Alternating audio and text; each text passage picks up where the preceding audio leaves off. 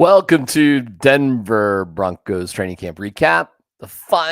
Second to last day of training camp. And tomorrow's a joint practice with the Arizona Cardinals, and we'll all be out there in glorious fashion to document the final day. Fans can sit burning in the stands.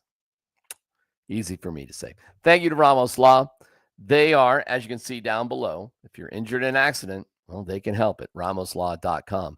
They are the official, and nobody else, but they are the official injury attorneys for Broncos country. Training camp coverage powered by Ramos Law, the official injury law firm, partner of Broncos country. It's right there. Well, here it comes down the line. We really appreciate you, Ramos Law. You guys have been amazing. Thank you, thank you, thank you. We encourage anybody, if in need, if the situation presents itself, to contact ramoslaw.com. All right, we got something for the Swifties out there, and but that's coming up in a little bit. Now, this show will be a little shorter than most of our shows, as we are making way for Hot Mike with Andy Lindahl and Scott Hastings. And that's a show where Andy will be one way and Scott doesn't turn his camera, his phone, so it's straight up and down. If he slightly turned to the side, it'd be a little bit better. But Scott's going to be Scott, just like DMac is DMac. Notes from the Broncos today. Nick Bonitto didn't practice, but he was out there. Now, the way training camp has gone, in general, I just haven't gone there because I really literally do ride my bike everywhere. And I'm back at the station while Scott and Tyler are out at camp. The reason why is because of timing reasons. Nothing bad, but what happens now with Sean Payton is that the stations that are allowed to broadcast can only broadcast to a certain time. And you're not allowed to be out there broadcasting while they go through walkthroughs. Why? I have no idea. It wouldn't be a big deal, but okay, those are the rules. So for me to go to see Stretch and not much else, in general, is a little bit waste of time. It's a little bit better if somebody has to be back at the studio. I'm back there just organizing things fine. However, I did go today, even though I knew I wouldn't see a lot. I was curious to see how they'd be responding to what has been ultimately kind of a lot of lackluster moments. And Sean Payton has said, there's 14 things bugging me, and now there's 17 things, but he explains. And none of which I'm going to go through now. You know, when you take your first road trip and you're seeing it through my eyes, there's certain notes you make, and then it could be sidelines, it could be hotel, it could be 2 a.m. There's a festival outside the hotel, it could be the travel, it could be a number of things that you want to clean up, but I'm not going to go through all 14 of them. There's probably 17 by the time I got home. And so all of which can be cleaned up and easily corrected. Okay. Well, I mean, he says, I'm not going to talk about it. And then the San Jose Jazz Fest was outside of the windows of the Broncos hotel. Common was performing, not David Sanborn. And maybe Common's a little bit louder than David Sanborn. Who knows? The Broncos, when they got back travel-wise, landed at 3:45, not 1:45 a.m. Why they just didn't stay over another night, I have no idea. But it sounds like Sean, hated the hotel. He would rip the interns. Too many interns. Too many people on the sideline. Listen, Sean makes mountains out of molehills. There's no doubt about it. But that being said, you like coaches who have close attention to detail, which Sean has. So today I was curious. How would things respond? Don't forget what Sean said on Tuesday. He said that Nick Bonitto would be back He did say that, and he said they would be in pads. Now, what pads are and what pads aren't, I sort of guess is up for debate. Coach Sanford joins us now. Hello, Coach Sanford. How are you, my friend? How are you doing, Darren? Good to see you, my friend. I am doing great. We will get to some Taylor Swift action Good a to little hear. bit later. Good to Okay. hear. All right. Just want to let everybody know. So when Sean Payton says Nick Bonitto would be practicing and says we'll be in pads, and I show up today, Coacher, and okay, I mean they're not wearing pants. Does that count as pads? I don't know. And when Nick Bonitto, because I was there for it, rare day that I was there, I see Nick Bonitto walk off the field, and I'm like, well, that's not practicing, No. which you told me. So Yep. don't say that. If you don't, I mean, like, you don't have to say that. You can easily say, hey, Nick Bonitto's day-to-day. We'll see what's happening. I don't know. We'll see. But let me just start with you on that. How do you interpret everything going on with Nick Bonitto right now? And then I can run my conspiracy theories past you. But let's get to you first. Well, I mean, the most important thing is that he needs to get signed and paid, and that's what Nick Bonitto's body language, actions are speaking to. Post preseason game one, in which he created 3 pressures on 3 plays in a row in a series, the second series of the game. I think he could be slightly dinged up. And if it's even a slight bit of a discomfort somewhere, that's probably enough to shut it down, knowing that what's on the line could be in major jeopardy if you go ahead and play through it and you take one for the team and you're just a great teammate and you do all the right things. I mean, his agency is probably telling him you're an absolute moron if you play another preseason snap. And frankly, you're probably an absolute moron if you take any more preseason practice reps in full pads. Right. And that's until you get the deal. Couldn't agree more. And some vibes that I heard today is, oh, well, why would he even start practicing? Period. Well, I'll tell you why.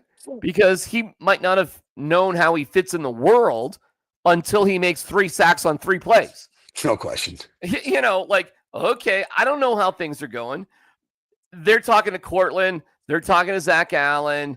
I don't know. I'm going to be a good soldier. I'm going to through this thing. Oh, I just had 3 sacks in 3 plays. Huh. And, oh, ow, a little twinge on the ankle. That's not great. Okay. But I'm watching Nick Bonitto walk, and I'm not a doctor, Coach. All right? Believe it or not. I'm not a doctor. I'm a pool man. Yeah. But let me describe how Nick Bonitto was walking off the field today. He wasn't on a cart. He wasn't looking for assistance. In fact, no trainers were even with him, period. Like, Greenlaw did walk off today. Well, he's accompanied by trainers or whoever, and there's a plan and what, blah, blah, blah, blah, blah. You realize today Nick Bonitto walked off the field, Coach, at a very arbitrary, random time. Like, it wasn't even... It was actually, he walked off the field on his 3rd consecutive pressure. It was basically, it was a mic drop, walk off. Yeah, I ain't playing again, unless y'all pay me. Yeah. So today, as he casually strolled off the field, slowly taking off his number 15 orange jersey, slowly in front of the entire media, Coach. Like, it was like somebody walking down the catwalk. Like, hey, everybody, it's me, Nick Bonitto, leaving the field. Was it essentially Friday morning at roughly 9:50 a.m. on Altitude Sports Radio 92.5 with the drunk takes with Mosier, Lombardi, and Kane?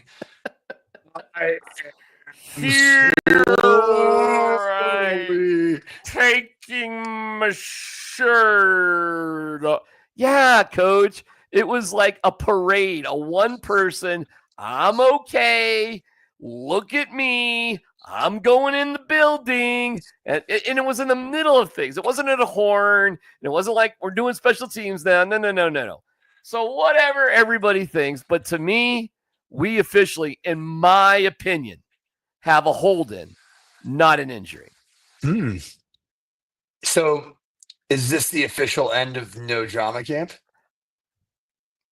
Now, listen, I get accused of all sorts of things. And when I read a lot of the, bloggers out there, I get a lot of, it's a foot injury. It's no big deal. It's that. Why would he do this? Why would he participate if it's a hold in now? I'll tell you why.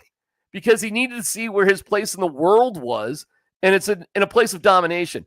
And, Coacher, if you look at the annual salaries and guaranteed money of the top linebackers, it's really interesting because there's like 4 or 5 guys that are like 90 million guaranteed and up. But then there's this kind of significant drop off that goes to 70 million and down in terms of guaranteed money. And the annual salary goes from like 24 million or so to 35. Like, where's 27, 28, 29? It ain't there. It goes from like 24.5 to 35. It goes from like 70 million to 90 million. Like, there doesn't seem to be an in-between. Yeah, so, that edge rusher market is a really unique one. You mentioned it. Raj and I broke down, and I think this might be where there is the impasse between, or the gap, or the boat cruise ship not necessarily seeing another tugboat on the horizon within 8 to 20 miles, as Sean Payton and Zach Allen so eloquently were able to state.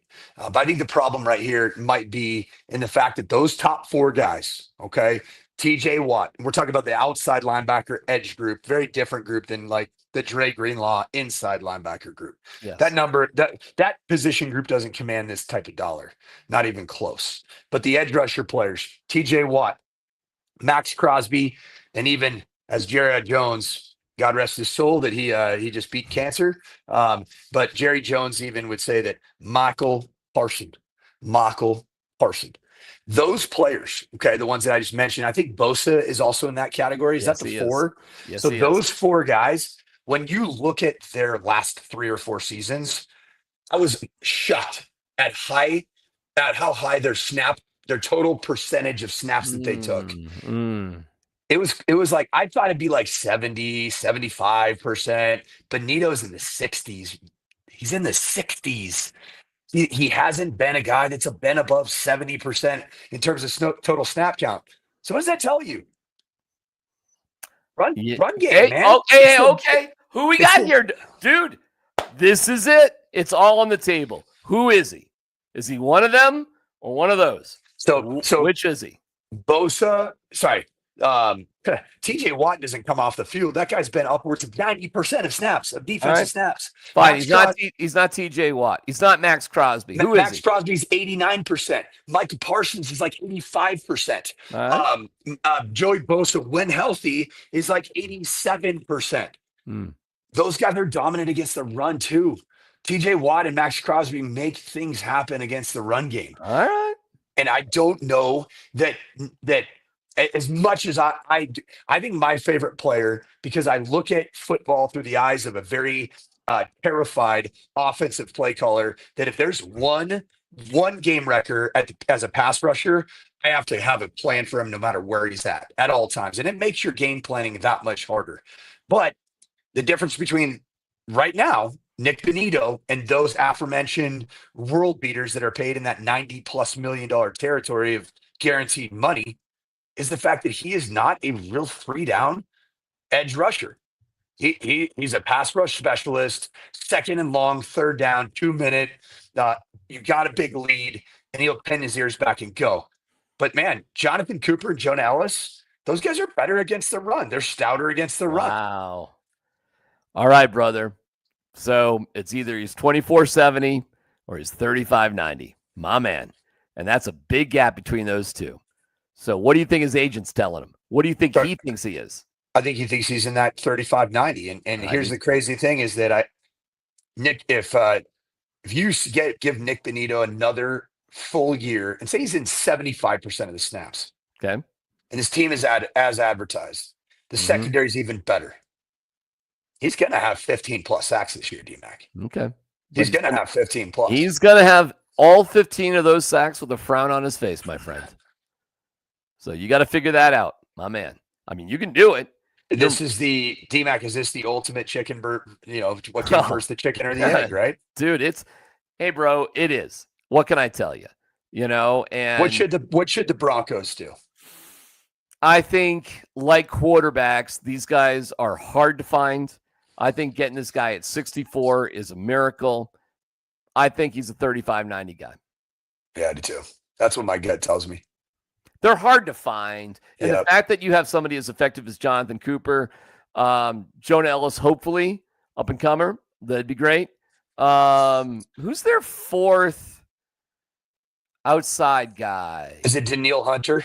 Is it? Is it going to be? You think Daniil's so? Are you talking about the Broncos? Sorry. Yeah. Oh, I'm so sorry. I thought you were talking about the average annual value contract. No. Yeah, my mind was there because Daniil Hunter is in that category. He's a top 5, top 6 guy. But neither here nor there. I'd say right now, edge rusher power ranking for the Denver Broncos. Nick Bonitto 1. Cooper, because of his ability against the run, he's good and stout against the run. Yeah. And I would go Jonah Ellis 3 and DeAndre Tillman 4. Tillman, sorry. Okay, that's where I'm.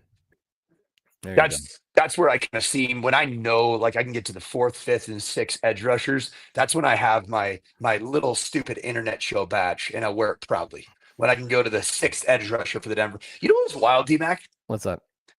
You know what position group for the Denver Broncos that we talk about as a member of the media, all of us, all members of the media, we talk about the entire group on a daily basis. Yeah. You realize that? Yeah. It's the running back group. Yeah. I was looking at the roster today. Yeah. There is not a kind of a no-name running back on this roster.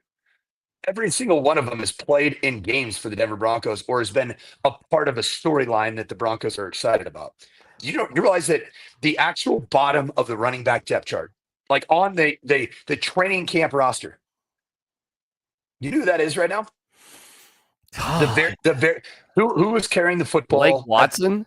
Who was carrying the football at the very end of the 4th quarter in the first preseason game? The very end of the 4th quarter. Well, that was Audric Estime. He's the very bottom. That guy's the very bottom. There is not an undrafted free agent in your training camp that's a rookie. Yeah. So your running back room, if you include Michael Burton, let's do that for all intents and purposes. Sure. Okay. Sure. Number 1, very clearly J.K. Dobbins. Number 2, very clearly R.J. Harvey. Big drop off, kind of like that 35-90 to 25-70. Yeah. Huge drop off to the next group of running backs. And right now, John's guy is probably Jaleel McLaughlin, next guy up. I'd say that Tyler Bidet probably be the 4th guy. 5th guy right now is probably Blake Watson. There you go. And then it is Audric Estime. He's done. He's toast. Hey, fine by me. I don't care. I went off on this. Like, I don't care who the 3rd guy is. Because whatever. I mean, 3rd guy 1 week, promote a guy from the practice squad the next week as the 3rd guy. I don't give a shit. Like, it doesn't matter to me because I know who the top 2 guys are. And here's Joe Lombardi, the offense coordinator, talking about R.J. Harvey. Solid. He's been doing it all camp. There are times maybe where he bounces it where you wish he hadn't, but usually he outruns everybody, so it works out. But he's coming along doing a really good job, and I think he'll just keep getting better. All right, fine by me. It sounds good. So that's all we care about. That's all that matters. So is Joe Lombardi? Is he a big consumer of little internet shows?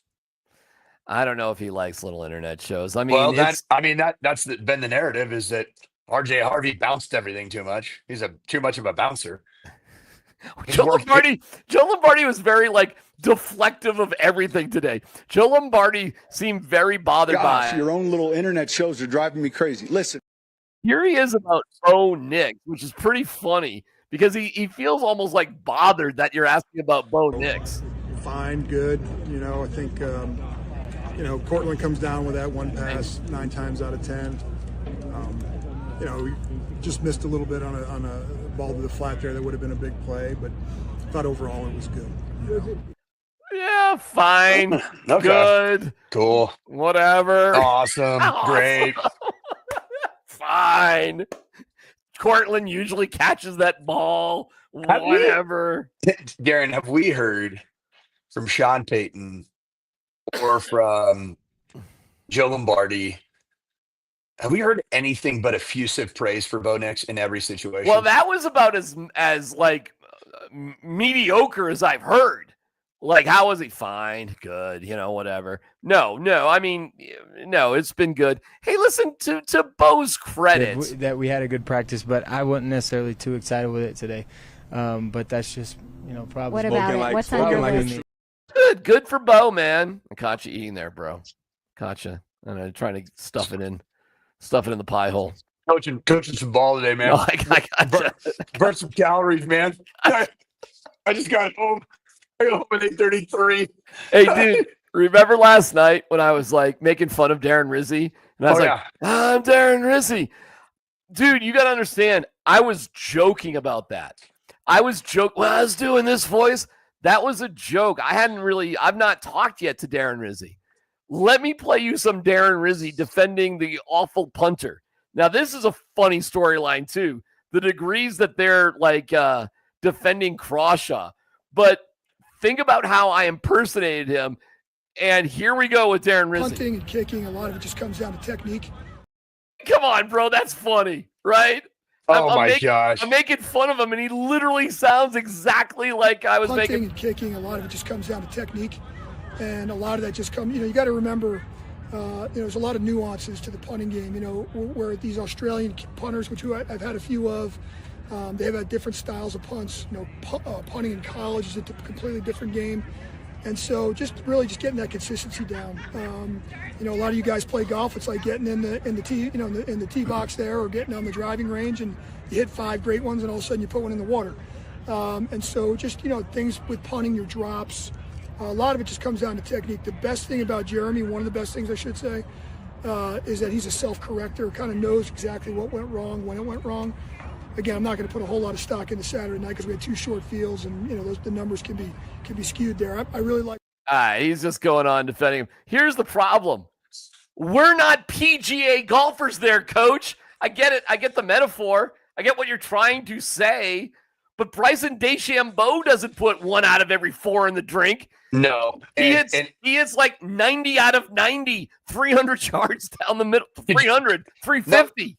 No offense to Darren Rizzi, because he's a very good football coach. He knows a gazillion times more about football and special teams than I do. But if you were to use his analogy and correlate it to a punter, yeah, and we'll give him the benefit of the doubt and say 1 out of 5 of the punts that you attempt in the National Football League is a shank in the water, you're cut. Gone. You're cut. That's a horrible percentage. Could you imagine if you had a punter with 10 punts on the season and 2 of them were 18 and 23 yards and out of bounds? Dude, it's one of the most idiotic things I've ever heard. If your punter is like me and you playing golf, what? It's a ridiculous analogy. DMac, do you feel like Joe Lombardi and Darren Rizzi today? These were both immediate availabilities for the coordinators today, correct? Yes. Do you feel like they're both standing as Perry Mason, defense attorney, Joe Lombardi, defense attorney for Bo Nix, Perry Mason, aka Darren Rizzi, defense attorney for Jeremy Crawshaw? Yes, definitely. And the fact that Sean, that's okay. You're supposed to have your guys back in the media. I get it, but dude, we're not idiots. We're not dumb. No. This is the highest level of football, man. Correct. This is the freaking hot. And you were drafted in the 6th round. 6th round to play punter. It's got to be better than that. You should be, based on that, overwhelmingly brilliant. It should be mind-blowing how good you are. Never mind, I shank 1 out of 4. What the fuck are you talking about? That is ridiculous. That tells me right there, there's obviously issues. However, they're going to hang in there because it is a draft pick, bro. Like, you don't throw away 6th round draft picks. You do not. That's ridiculous. There's too much value there. All right. Anyways, quickly, because we do have to make way relatively shortly for Hot Mike. For Hot Mike. And who knows? And first, just really quick, very quickly, it was good to see some of the Nuggets there today. What's going on, y'all? It's PY here in AG. coming to check the team out, man. Go Broncos. Go Broncos. It's always fun to see the other athletes supporting their cohorts out there. And did you see them out there with your own eyes or no? I did not, because I could only be there. Oh, I found a secret place to watch practice from. I can't really say it here, but I know. Let's bro out tomorrow, huh? You won't be there, will you? I will be there for an hour or so. Cool. But I know where to go. I know where to go now. Yeah, tomorrow's gonna be a fascinating practice, man. Well, will we see? No. Will we see Nick Bonitto practicing tomorrow? No. 0% chance. Will it because he's doing a quiet hold-in or he's hurt? Yes. Really? Seriously, get off the fence, dude. I'm telling you that he's doing a quiet hold-in. Or no, see, he's hurt because he's doing a quiet hold-in. Okay, so you believe in the hold-in, not the hurt. Mm-hmm. I do too. Yeah. All right, finally, before we get out of here, and as the girl dad of a teenage daughter, I just got to give you this moment and then get your reaction. On our first date, I legitimately asked him what it was like when the Chiefs played the Eagles in the Super Bowl and he looked across the field, across the line of scrimmage, and saw his brother standing on the other, like 5 feet in front of him on the field. Yeah. And he was like, he didn't even look at me. Like, I now know what an insane question that was. He was like, actually, I'm on the offense. And my brother's on the offense, and I'm only on the field at the same time as defense. I thought everyone was out there at the same time. No, you don't understand. I thought it was like Jared Goff is here and Josh Allen's here. And they're going to be like, they blow a whistle and then they go at each other and they're like, and it's like, who's going to win? That's actually, I would love to see Jared Goff play some defense. Let's see Jared Goff on defense. I've got some ideas. Okay, Coacher, the podcast dropped 3 hours ago. It has over 2 million views. Yeah, wow. My daughter was one of them on our 1 hour commute back after practice, softball practice and football practice. She watched the entire thing with her AirPods in. Oh, you didn't hear it? No, I was listening to gosh, I can't remember what I was listening to, yapping away probably on the phone. But I'll say this, just listening to that little excerpt, dude, there's something about just being genuine and authentic and not faking it and getting prepared. And this is what I'm supposed to say about football. My daughter really liked that Taylor has had this growth with the game of football that she now loves the game. And she said she got to the point where she's obsessed with the draft, which my daughter could really relate to. That's become my daughter's favorite annual event. She loves the draft from start to finish. And she watches everything, asks me about every player, thinks it's like one of the most fascinating phenomena of human civilization is this concept of not knowing what's going to happen. And then all of a sudden you get a call from some random city. This is where you're now going. Will you watch the podcast? Oh, yeah. Yeah, I will. You know what? Taylor, did she not? She's fantastic, man. There's a reason she's the best in the world. She's great. She sounded great. She engages very genuinely, authentically. Dude, her and Travis are still together, man. This is not a short-term deal now. Yeah. This is a real deal. By the way, I loved her sense of humor too when she goes, "Hey, and the one thing I know for all the guy football fans out there is what you want, more of me." I thought that was hysterical. And good for her. Good for them. My wife, Cat Cave, that's my wife's nickname, Cat Cave. Hey, Cat Cave. Obsessed and not watching us because she's watching the podcast right now. And she's a little awesome, older dude. than your daughter. So you as a Broncos fan, you can hate Taylor Swift because of Kelsey and all that stuff. But dude, she's, in terms of entertainer, engager with her fan base, she's the best. Maybe I think she's the best of all time. 2 fans right here, that's for sure. So way to go. And I hate the Chiefs, but I can stomach that. Coacher, RamosLaw.com, the injury law firm of Broncos country, brings you all this. Thank you to Ramos Law. We'll listen to you tomorrow, and we'll be out live for the Broncos against the Cardinals. Hot mic with Lindahl and Hastings coming.